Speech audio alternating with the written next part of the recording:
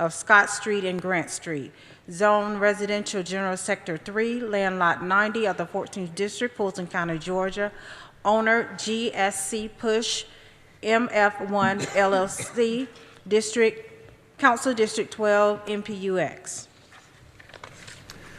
Good afternoon. Are you the applicant? Yes, ma'am. Okay. If you will state your names and address for the record, and you have 10 minutes. Thank you, ma'am. Eric Kronberg, Urbanists and Architects, 887 Wiley Street, Southeast Atlanta, Georgia, 30316. Majesty Gale Push Ministry, 3715 Northside Parkway, Atlanta, Georgia, 30327. Thank you. So this is hopefully a relatively simple application. The property is zoned RG3. We are asking for relief from the front setback of 40 feet and a relief on the overall parking requirements. Staff did a great job detailing the hardships in the property. It's very odd-shaped. There is a lot of topography. There's a stream buffer, so we've got a lot of the hardship boxes to check. One thing I'd like to point out, too, is RG3 is more of a suburban-type zoning district, and its front yard setback is disproportionate to many of our other MR and other zoning districts that we use in Atlanta primarily. So we are asking to comply with what would be more in line with an MR front setback to help locate the buildings a little bit closer to the street. Also, due to the hardship of the stream buffer and the odd shape of the property.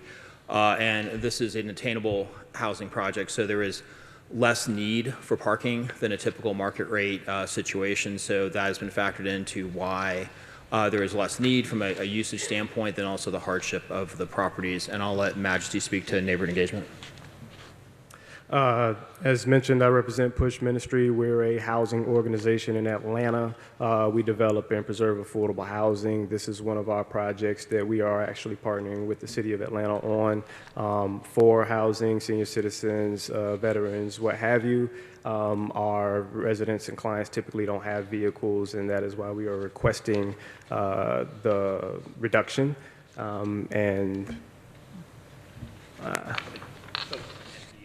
Oh yeah, I'm sorry. We've spoken to the NPU. We've gotten support from the NPU. They're in Sylvan Hills. They're in support of the project. We've also spoken with YIMBY. They're also in support of the project. And it was also on the consent list from Atlanta. The staff has also expressed their support of the project. And we are open to discussions in regards to making sure that the project fits within the wants of the community. Thank you very much. Is there anyone else who would like to speak? You have come forward, but I think you're in. So, how much time do they have for rebuttal? For rebuttal. So you've got 6 minutes for rebuttal purposes. So we get a time to 10 minutes. Okay, if you'll state, and y'all are all in opposition, is that correct? Correct. Okay, if Good you afternoon. State your name and address. Brian White. Okay. Yes, we in opposition of this. And you're going to have to speak into the microphone? Yes, we're here today in opposition to this project. We just actually spoken with the gentleman that's over the project. It's an older community, small streets. Now we just learned that they're going to be 4 buildings, which 2 stories now. We thought there was going to be individual homes. They're going to be apartments. So you're talking 30 units on a small community. Technically, it's one way in. So they went to the NPR, which is the Sylvan Hills community, which we like stuck right in between the Lakewood community and the Sylvan Hills community. So they went and talked to the Sylvan Hills community, which is on the west side of Metropolitan Parkway, which we wasn't informed of what was going to be put there. So now they want to do the setback so they can get the adequate parking spaces or whatever the case may be. So now we're just want to try to see, can we just get it pushed back to another date so we can go to NPR and maybe to the city to hopefully we can just stop this altogether, because now I'm a veteran. I hear what he's saying, appreciate he's trying to help the veteran, but eventually it's going to turn to Section 8 because they're apartments. That's all they are. So But we roughly 40 houses in that community, and right now I'm 61. I've been there since I've been born. I'm taking care of 96-year-old grandmother right now there. So now you talking bringing in this little wedge of space, 3 buildings, 30 units, 30 apartments. So eventually it's gonna be at least 30 cars somewhere down the line. It might be some people not having cars right now. So, but anyway, we want to oppose it, and I would like to see if we could just get it pushed back so I can do further communication. Hopefully we can just stop the whole project altogether. If it was a homes, that's one thing. These are going to be apartments. I don't know if y'all ever been in that little community, but it's small. So we got, that's much more traffic. So not only you have the stream, you got a sewer line that run east to west from Metropolitan to the 75, 85 interchange. So I don't know how they're going to get all that in there, but so taxes going up, traffic, and then from start to finish, we got to look at the trucks coming in, taking the trees and all that. That's a narrow street, you know? So. Thank you, sir. Thank you. Good afternoon. My name is Pauletta Morris. Ma'am, you're going to also need to talk into the microphone. Hi, my name is Pauletta Morris. My address is 544 Grant Street. As the gentleman was saying, I disagree with what they're doing. First, they was on the street, and as my neighbors say, they noticed him, and you could have simply told him, hey, we're about to build this said apartment, complex house, or whatever you're doing. Instead, they went on the other side and talked to some people that don't even live in our neighborhood.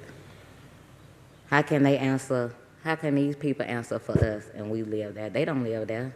So I feel like it's just a sneaky thing they're doing by going down the street talking to them when we live at the top. How can down the street speak for us? Of course they're gonna say, yeah, they don't live there. They don't have to come there.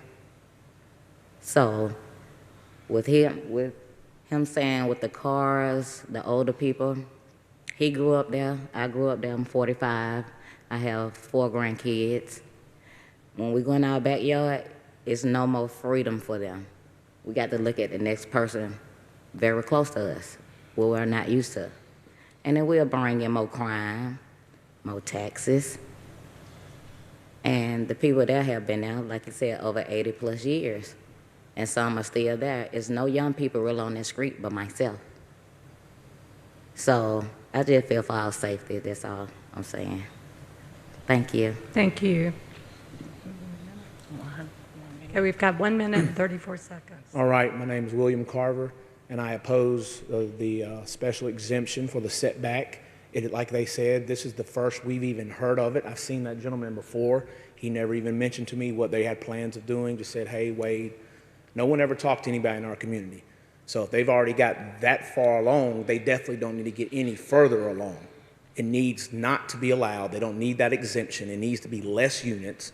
We literally own homes in this neighborhood, all homes, no apartments, and they're fixing to stick 30 units right here behind these houses. That street is very narrow, 30 units. It's ridiculous.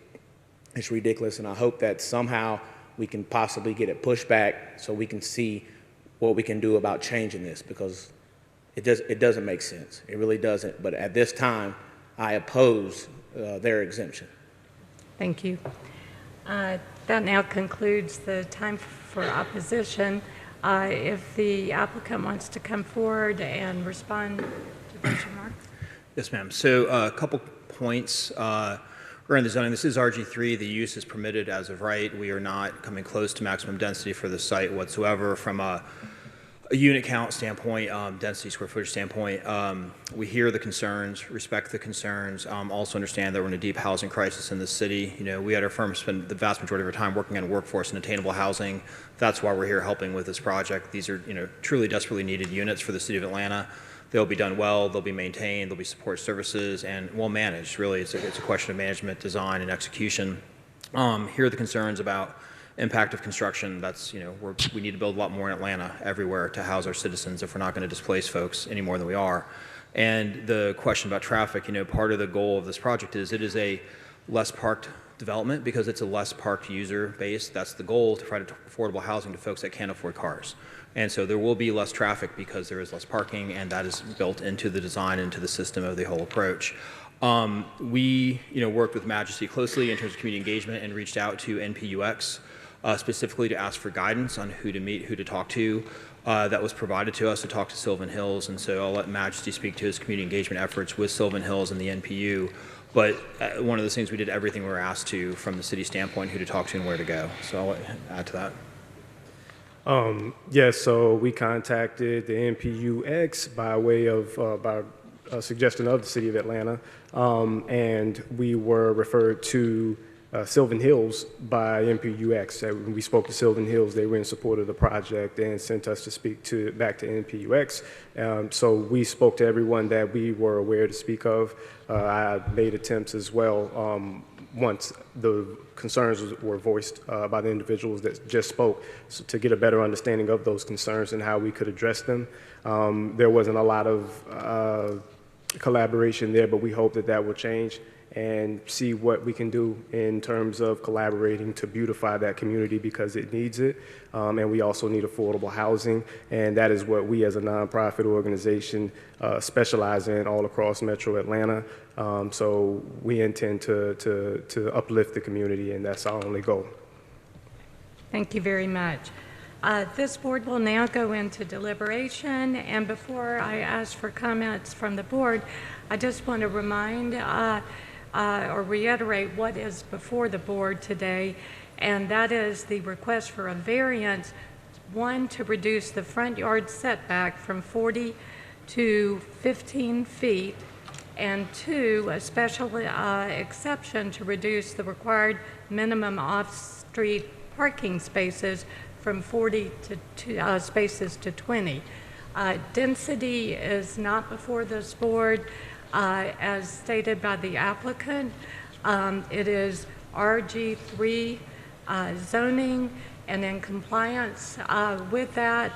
Otherwise, they'd be before a different board. The use also in that regard does comply with the existing zoning. So what we're considering today is not the number of units, the type of building, or the density, but the front yard setback and also the off-street parking spaces. And I entertain comments. Madam Chair, Carl Barnes. We're starting to see more and more of stuff recycles that I was raised in Southwest Atlanta. And so I've seen neighbors, homeowners come in, buy homes, try to reinvent their neighborhoods. And for some reason, people from other places come in, buy property, and want to stick all this density in these neighborhoods. Now, I understand that we're not dealing with those issues, but I would suggest to my homeowner friends, go to the mayor's office and get everybody south of I-20 to go to the mayor's office, because you're starting to see people with wonderful missions. We ain't talking about their missions, but they can only afford property in your neighborhood. They can't go north of I-20. The property is too expensive. That's the issue. And we're going to see more and more and more of that. And this is going to take me back to Atlanta of my youth. I'm talking about the 50s and the 60s, when the interstate came in, tore down a whole lot of dilapidated stuff. Urban renewal came in, removed a whole lot of people. So you're going to start to see, and we all know who the best, what's the term I want to use? The best organization that pays the highest rents. They tore all this stuff down with Hope 6 and Housing Choice. And so we got all these Herbie-Kirbies that are in the street for folks who don't own the property. So I'm just saying, you come in, once you get here, we got to follow the law. So the question is, you need to go to the mayor's office and to your council person and make them aware that you are concerned about what they're doing to everything south of I-20. Thank you. Thank you. Other I comments? just have a question for the applicant, if you would. Was this property already zoned RG3 when you all began? Yes, sir. Yes, sir. That was my question. Thank you.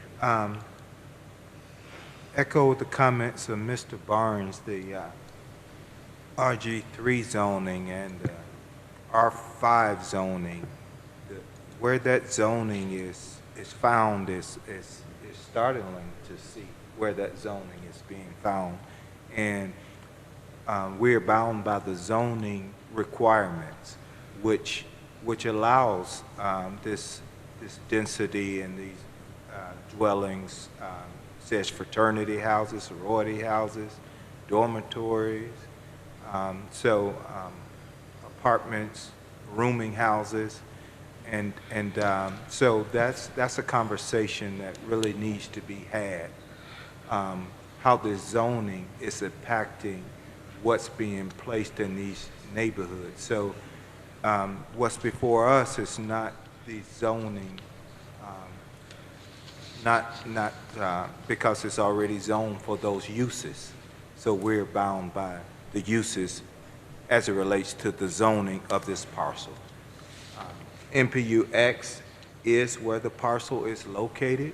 So the applicant was in their rights to go through the channels, to go through MPU X, and they did that.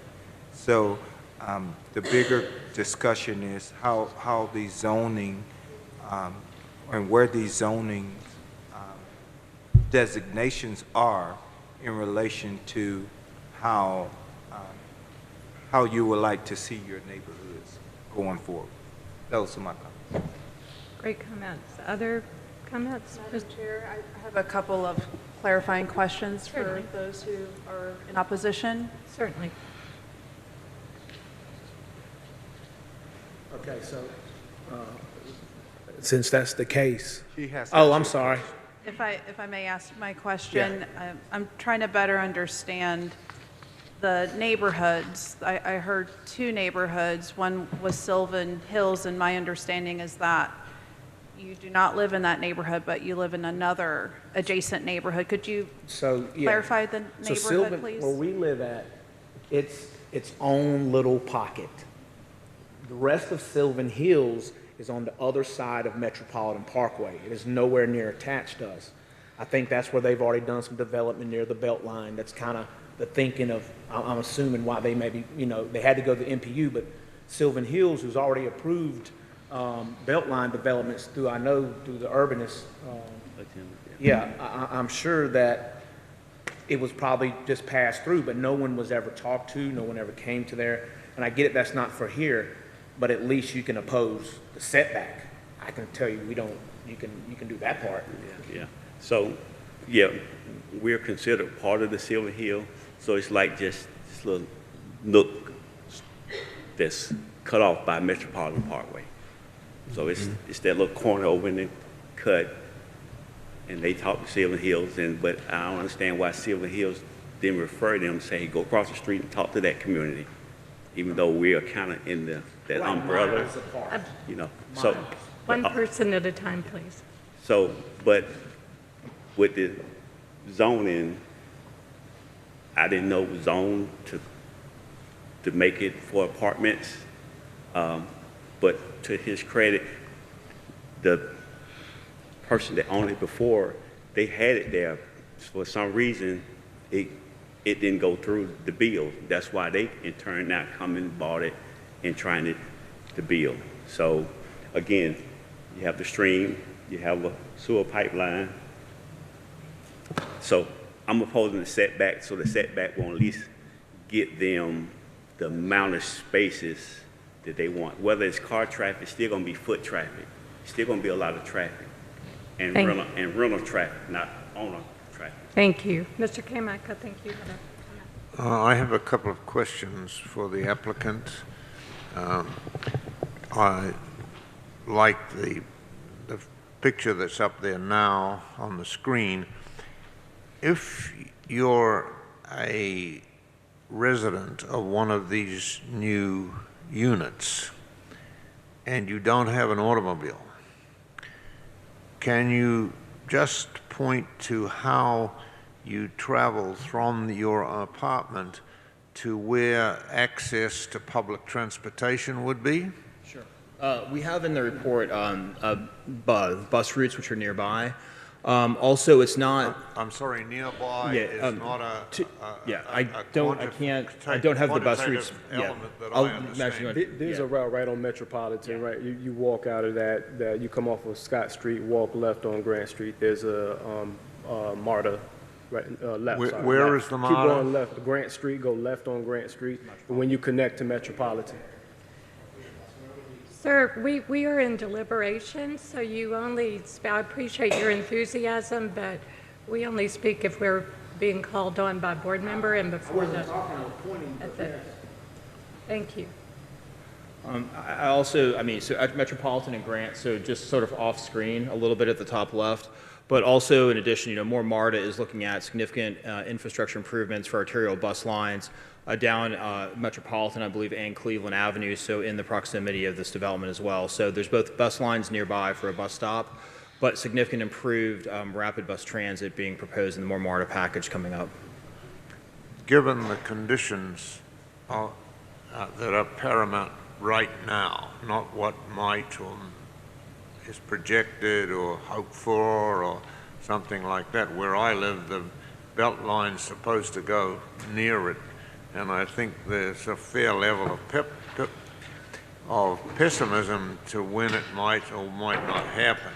So I would like you to give me some sort of indication if in distance, hundreds of yards, hundreds of feet, whatever you're comfortable with, from here to where the public transportation would be from one of your new apartments. Yeah, less than a quarter mile.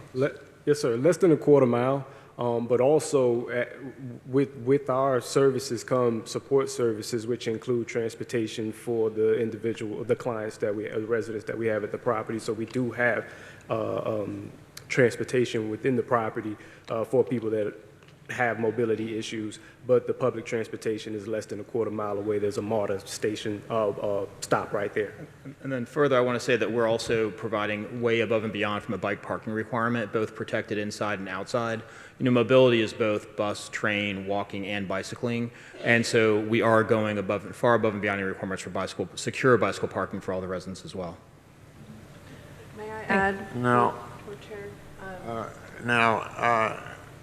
I'm satisfied with your answer to that question. When you explained about mobility being as part of your general operation, that's very commendable.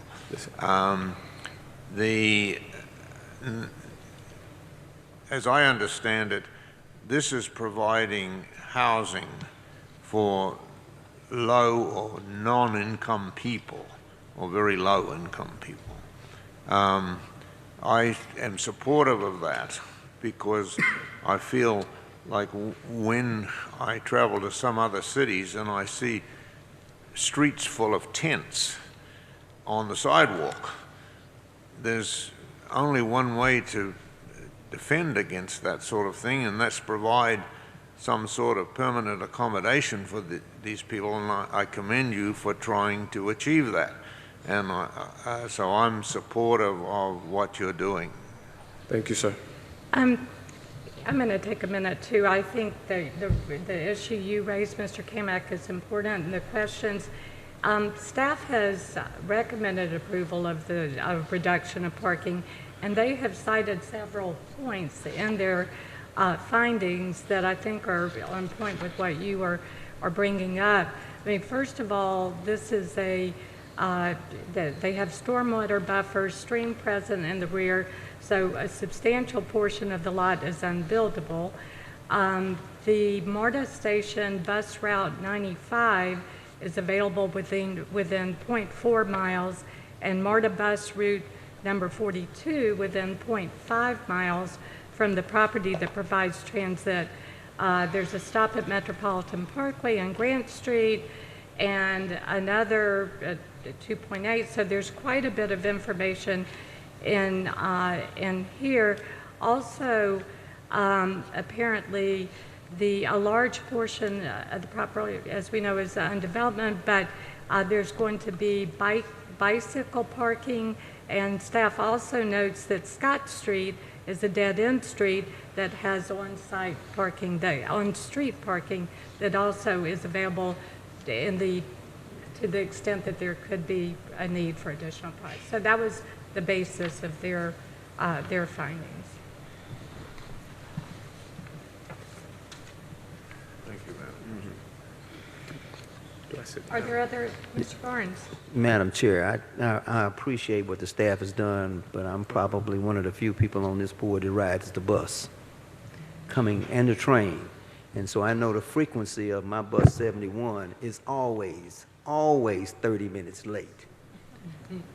You hear what I said? It's late. So the bus could stop in front of your house, but you're still 30 minutes late standing out there waiting for it. I don't see many folks in my neighborhood riding bicycles, and I don't see many folks in this neighborhood riding bicycles either. I don't see many folks riding scooters. So the context of it is, it's a wonderful, I mean, I appreciate your mission, I really do. The only problem I'm having is, and this is not one of those, not in my back neighborhoods, but it's not, it appears to be that we in my neighborhood have fought for 40 years to get a grocery store. And one of the things the people who would have retail tell you about rooftops, and they talk about income in rooftops. And so when you keep moving folks to get transfer payments into a neighborhood, you don't get rooftops with income. So the question is, that's why I say you need to talk to your council person and to the mayor, and the question is, what this neighborhood needs, and most neighborhoods needs, is sources of employment, jobs, to pay living wages. So then they don't have to wait on MARTA. I mean, because, MARTA's wonderful if you go into the airport. It runs real frequent. Okay? But if you ain't going to the airport, you're going to wait on a bus. And so the question is that this is not, I'm going to support this because of the zoning laws that we have to deal with. But I'm trying to give you guys an idea who you need to talk to, and you need to put them on record. You need homeowners. That's the only way you can get your schools better. You can't have somebody move in your neighborhood and they transfer schools every year. So you're going to get teachers who get transferred every year. And you're going to wonder why your test scores are so low. So it's a whole plethora of issues. And part of when you start to look at this happened maybe 5, 6, 10 years ago with the Beltline and the overlays and all the zoning stuff that changed. So now it's on the ground, and you can't, as I tell folks, once the concrete is poured, you're stuck with the destination of the road. Let me repeat that again. Once the concrete is poured, you're stuck with the destination of the road, whether it takes you where you want to go or not. But this is a tough one because we're starting to see this more and more south of I-20.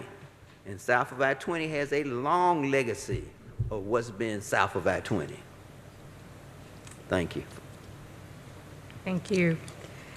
Unless there's other comments or questions, I'll entertain a motion. If I may just offer some words of encouragement to those in opposition, understanding the impact that change has on you, your family, your neighbors. I just want to encourage, if you are able to go to the NPU meetings to get informed, maybe you have, I just didn't hear it. I understand the mode of communication is really critical so that you get the information you need earlier so that you can organize with your neighbors. I just want to express some empathy in how information is conveyed and recognize that the proper channels were used and that it can be a challenge to engage in those proper channels because we live day to day, we're trying to get through our day. And so I just want to encourage, if you can, to see how you can be engaged so that you don't hear news like this when it's so far down the line. So I just wanted to offer some words of encouragement there. Those were excellent comments.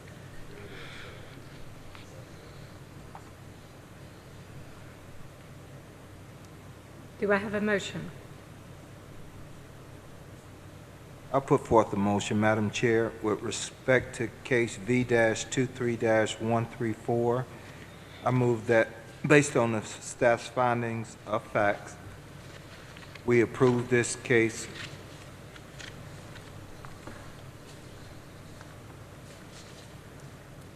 Madam Chair, I'll second. It's been moved and properly seconded with respect to V-23-134 that we approve this application without condition. All those in favor say aye. All those opposed say nay. Michael Williams, aye. Barry Kamek, aye. Michelle Schreiner, aye. Carl Barnes, aye. Linda Sessler, aye. It's unanimous. Motion carries.